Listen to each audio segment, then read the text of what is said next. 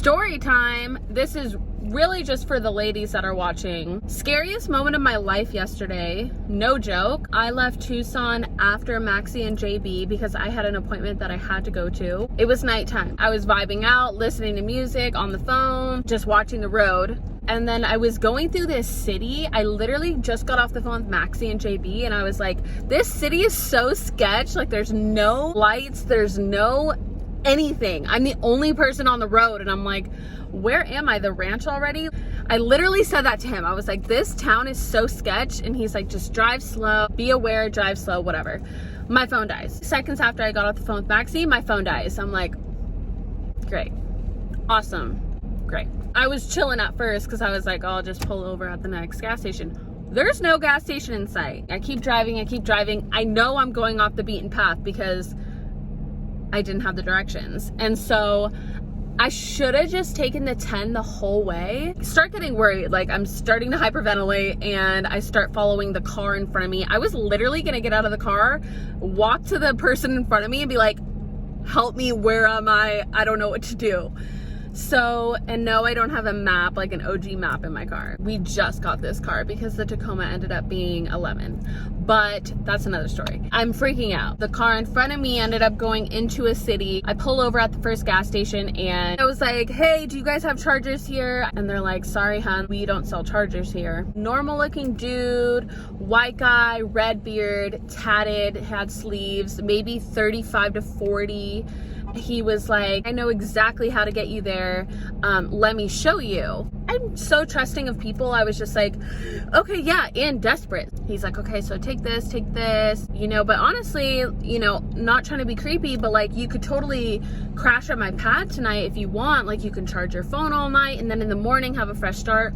First and foremost, who literally sees a girl frantic, distressed? Oh, yeah, let me offer this girl to crash on my pad. Weird. And I was like, no, I'm good. I'm meeting my boyfriend in Apache Junction. I just need to know how to get there. After he said that to me, I was like, I need to get the fuck out of here. I end up saying, thank you so much for your help. I really appreciate it. He's like, you sure you don't need a place to crash? I'm like, I'm good. I'm super close to my destination. My boyfriend is waiting for me. I made sure he pulled out of the gas station, and he did. Once he pulled out of the gas station and was turning, I left. I went to the grocery store so that I could get a charger. They had everything I needed. I was stoked. Maxy watches my location like a hawk, especially if I'm by myself. At this point, I know he's probably looked at my location and it says not available, and then he's calling me and it goes straight to voicemail. So knowing Maxy, thinking worst case scenario. I go up to the girls and I'm checking out. So I'm scanning my stuff. The girls come up to me and they say, I just want to let you know you're not in the best area right now. If you need somebody to walk you out to your car, let us know. This area is known for sex trafficking. Verbatim what she said. And then the other two girls were like, yeah, totally. This area is known for sex trafficking.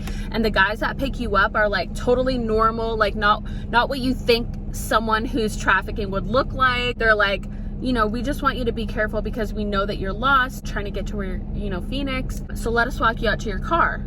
The second they say that, the same guy that left the gas station walks into the grocery store, locks eyes with me. My heart dropped. How the heck did he know I went to the store? He followed me, or like he waited for me to leave, flipped a bitch, and then I don't know. I started sweating. I was like pale as a ghost. I was tripping. He walks up and says, hey, I gave you the wrong directions. I saw him put Apache Junction in his maps.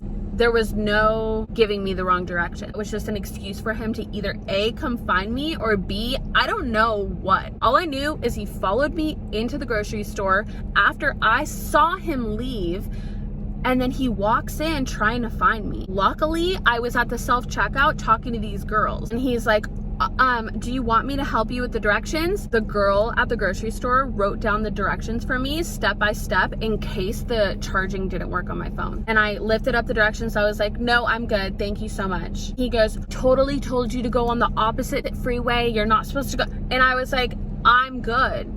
Knowing that he gave me the right directions. He was like so awkward about it. Like obviously his plan, like whatever he was attempting to do, didn't pan out because I was right there and I had a group of girls around me.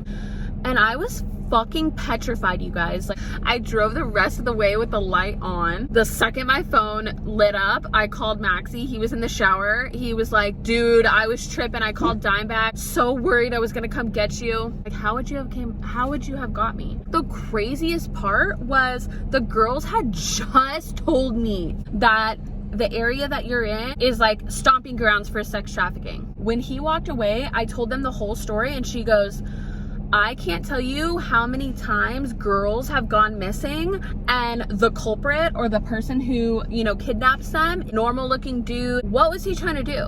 I view the world with this rose-colored lens, and it's not reality. Like, that's not the reality that we live in. Keep your head on a swivel, ladies. You wouldn't have thought anything about this guy. Seemingly friendly, seemingly like really trying to help. So if you meet a girl, don't invite her to crash at your house, especially if she's